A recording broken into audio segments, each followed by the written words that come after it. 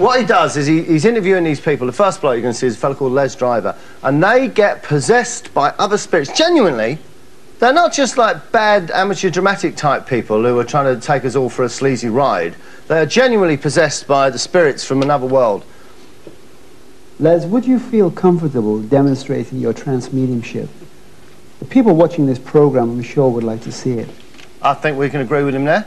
The people watching this program would love to see you be possessed by another spirit, Les. Well, I'm prepared to give it a go. Obviously, I wouldn't be in the same circumstances if I was doing this, perhaps. Can I just make one point here about Les? You can tell from his accent, he's probably either first, second rating Jewish from the East End of London, all right? That's just something I've noticed about him, basically. But he's going to be possessed by a completely different spirit. In a church or a small circle. But yes, I'm prepared to give it a go. Well, this is the room we've chosen for our demonstrations of trance mediumship. It's quiet and conducive. But obviously, we can't guarantee that something is going to happen. That's my back bedroom. I made that in my back bedroom, those Persian rugs on the walls, bastards. All that we can do is keep the cameras rolling. I would ask you once again to watch very carefully and draw your own conclusions from what you see. Right, there we go. Draw your own conclusions. Your name? Yes, my name is Silas. And I was born... No, it's not a subject to laugh at. He's been possessed by another spirit. All right, happens to be a Jewish person, obviously from the East End of London, but that's beside the point, right? It is another person. OK, just shut up. Of Jewish parents, but in the land that you understand as Egypt. And I was born in a place called Haifa. Good. And that place, Haifa, now belongs to the land of Israel. I've formulated some questions which I feel the interested layperson would ask, if you wouldn't mind answering them for me. Now, what question would you want to ask him, basically? All right, you're from, like, the 17th, 18th century, a Jewish person. Can you speak Hebrew, for a start, or can you only talk in that East London accent? But he don't. He asks him some dopey question about, can you explain to us the way that the cosmos works, or something? If you were to imagine the base of a fountain and the water contained within that base of a fountain, where you are perhaps just a molecule of that water. And if you were to imagine yourself being pulsated through the fountain, as you come... This is riveting stuff, isn't it? This is fantastic, but I don't... Seriously, I'm like... You know, the whole nature of this is fun, but this is something I'm totally into. Right, absolutely, totally into it, because I do believe that certain places, I believe in all the spiritual, all the supernatural, because certain places, for instance, have certain presence, right? I mean, take this room, right? I've never liked this room, okay? I'm always wary of coming in here by myself, always have been, right? And it seems to be like worse now, basically, than it was before. It's a very strange room where kind of spiritual things can happen. Oh my God, that was fantastic! Did you see that? You didn't see what... That glass was on that shelf over there. It was on the shelf by the pot noodle, and it flew across the room, and it smashed there, right in the middle. Oh, that is... Oh!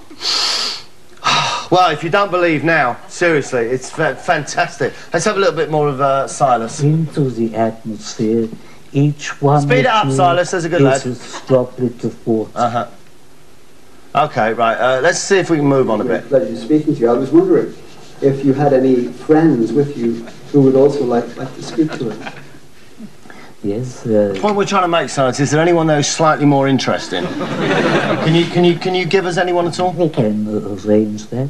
Good. But before I leave you, I must remind mankind that they have a responsibility unto themselves. Yeah, is there anyone else there, Silas? They have a responsibility to care for themselves, to respect themselves. Silas, no disrespect to the spiritual world, but I'm spooling you on just a little bit, because you've been a little bit dull. We specifically asked if there's anyone else there. This is where the service to God and mankind lives.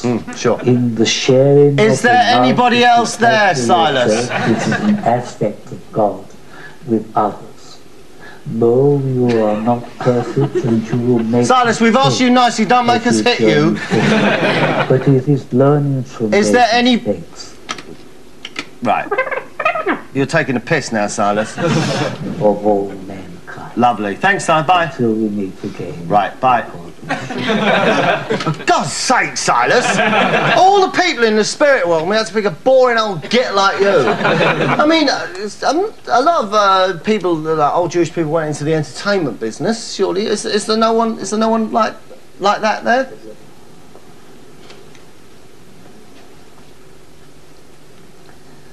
My old man says follow the van. Dilly-dally on the way. Like it, Alfie Bass is turned up. No impact in it. I followed on with me old goggling it. Everybody! And my dillies and dallies and my dillies lost me way and don't know where to go. You can't trust the specials like the old time Some coppers when you can't find your way home. Hello, me old Cockney Sparrow, how you going? Outside of a market stall in Walford, when was the last time you heard anyone say, hello, me old Cockney Sparrow, how you going?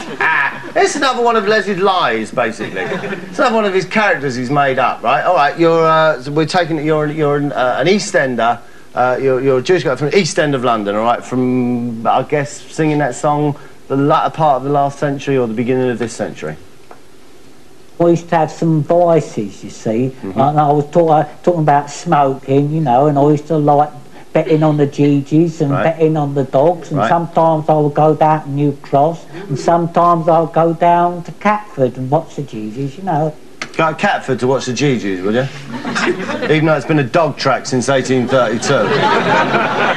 Well, you used to watch the GGs outside while your mate were betting on the dogs, did you? OK. And Billy now, even Billy, right, who set up this whole damn sham of a video, even Billy wants to try and catch him out now, look. I have a slight interest in horse racing. I said a slight interest, you understand. But today, well, over the last 15, 20 years, one of the most successful jockeys was a man called Lester Piggott. Who was the most successful one in... Right. The most successful jockey today is Lester Piggott. If you're who you claim to be, who was the most successful jockey of your time? I don't know an awful lot about horse racing, but it's got to be Fred Archer, isn't it? That's a name that even I know, and I wasn't alive when he was alive. Well, I couldn't tell you that, really, because again, I wasn't particularly interested in the jockeys of the time. Now, if you'd asked me about Arsenal football, then I'll tell you about who I supported. Oh, really? So the research that you did before you came on to tell this huge lie on this video is about football, not horse racing. That's what you're saying. And surely Silas, having seen how boring Silas is, surely he was the Arsenal fan back there in the spirit world. Load of old... Well, I don't know. There's certain things, though, I watched this video and I thought, it's all funny, it's all rubbish, we'll take the piss out of it. But then certain things happened in it that made me change my mind. But she's here, and she's trying to communicate some kind of information to me. So there must be a reason for that. But all in all, I've never really liked this room. And I'm always a little bit wary of coming into it by myself. And it seems to be worse than it was before when we used to come here.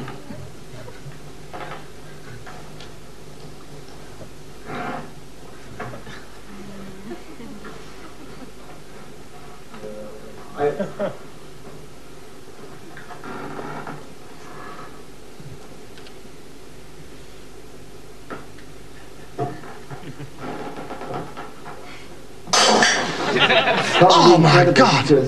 Back there's a glass smashed on the floor, and that glass was actually over there before. It fly off the mantle and shot over there. I'm sorry about that, but to be honest, it's never happened to me before, particularly in Wilton Hall. I don't know what it was because the glass seemed to fly.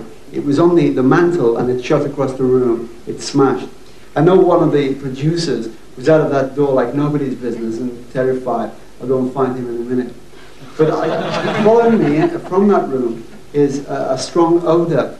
Yeah, that'll be bullshit, Billy. That's what that'll be. Load of old cods, that is. Listen, I'm sorry, again, you've overstayed your welcome with me. Right? right? Because I've got to go. Because I'll tell you what I do. I've got to go to Stringfellows, and on the way, I promised I'd go into the Music Machine in Camden, right? Which ain't there anymore. They changed the name. But when I'm there, they change it back to the Music Machine just to play the kind of music I like to hear. Walking on sunshine. Whoa! See that broken glass that I broke early in the show? Don't bother me. When I was in the SS, we used to take our shoes off and walk across that.